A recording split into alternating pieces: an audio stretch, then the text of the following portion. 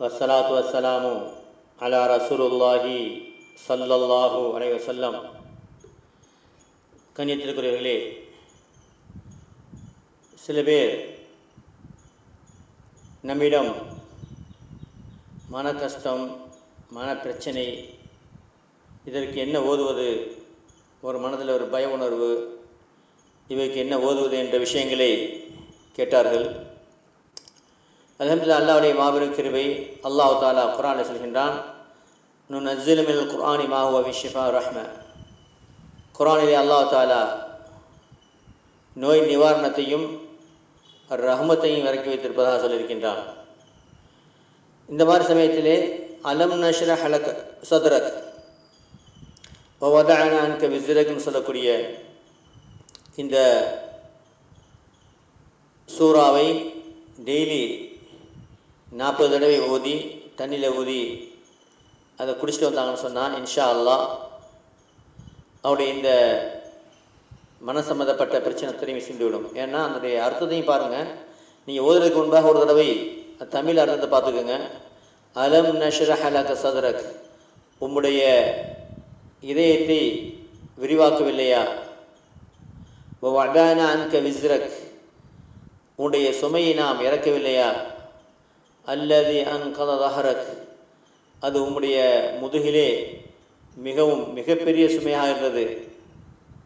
வரஃபஅனா லக திக்ரக், உம்முடைய பேருடைய அந்தத்தை உயர்த்தினோம்.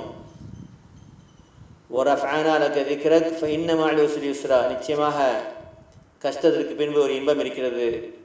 இன்ன மஅல் உஸ்ரி யுஸ்ரா, நிச்சயமாக கஷ்டத்திற்கு பின்பு ஒரு இன்பம் இருக்கிறது. இன்ன மஅல் உஸ்ரி யுஸ்ரா ஃபஇதா ஃபரக்த ஃபன்ஸப் வ இலா ரப்பிக ஃபர்கப், நீ உன்னுடைய இறைவன் பக்கமே திரும்புவாயாக என்ற இந்த அர்த்தத்தை மனதில் கொள்ள வேண்டும். அதுக்கப்புறம் நீங்கள் அரபியில் ஓதிட்டு வந்தீங்கன்னு சொன்னால், ஓதுறதுக்கு முன்பாக நம்ம ஃபர்ஸ்ட் என்ன செய்யணும்னு சொன்னால், இறைவா, இது உன்னுடைய குர்ஆன், உன்னுடைய கலாம், உன்னுடைய பேச்சு, நான் இதனை கொண்டு உன்னிடத்திலே உதவி தருகிறேன் அப்படின்னு துவா செஞ்சுட்டு ஓதி முடித்த பிறகு, யா அல்லாஹ், இந்த குர்ஆனுடைய பரக்கத்தையும் இதில் நீ மறைத்து வைத்திருக்கக்கூடிய ரகசியங்களை கொண்டும் என்னுடைய பிரச்சனையை தீர்ப்பாயாக, என்னுடைய மனக்குழப்பத்தை தீர்ப்பாயாக, எனக்கு மனதிலே சாந்தியும் சமாதானம் கிடைக்க செய்வாயாக என்று நீங்கள் துவா செய்தீங்கன்னு சொன்னால் இன்ஷா அல்லாஹ், துவா செய்யணும். இது 40 நாள் தொடர்ந்து தண்ணியில் ஊதி குடிச்சிட்டு வரும்போது இன்ஷா அல்லாஹ் மிகப்பெரிய ஒரு வித்தியாசத்தை, மன அமைதியை பார்க்க முடியும். கண்ணியத்திற்குரியவர்களே, நம்முடைய வாழ்க்கையில் வெற்றி பெறுவதற்கு 5 விஷயங்களை நாம் கட்டாயம் நம்முடைய வாழ்க்கையிலே கடைபிடிக்க வேண்டும். 1வது, 5 நேர தொழுகை அந்தந்த நேரத்தில் பயபக்தி தொழுக வேண்டும். சுன்னத்தான நஃபிலான வாஜிபான தொழுகைகளை விடாமல் தொழுக வேண்டும். தஹஜ்ஜத், இஷ்ராக், லுஹா, அவ்வாபீன் போன்ற தொழுகைகளை தொழுவதற்கு முயற்சி செய்ய வேண்டும். ஏன்னா நம்முடைய அந்தஸ்தை மறுமையில் உயர்த்தக்கூடிய விஷயங்கள். அதே போல் ஜக்காத்து கடமையவர்கள் ஜக்காத்து கொடுக்க வேண்டும். ரம்லானில் நோன்பை முழுமையாக நோக்க வேண்டும். ஹஜ்ஜு யார் கடமை இருக்கிறதோ அந்த ஹஜ்ஜை அவர் கட்டாயம் நிறைவேற்ற வேண்டும். இது 1வது. 2வது, காலை மாலை தஸ்பீஹாத்துகளை நீங்கள் விடாமல் ஓதித்து வர வேண்டும்.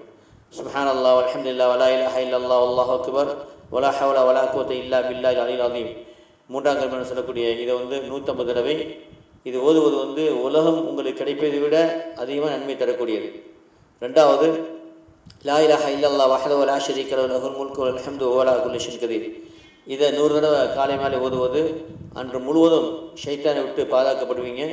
நன்மையிலையும் உலகத்தை விட அதிகமாக நன்மை கிடைக்கக்கூடிய மிகப்பெரிய பாக்கியமான திக்ர்.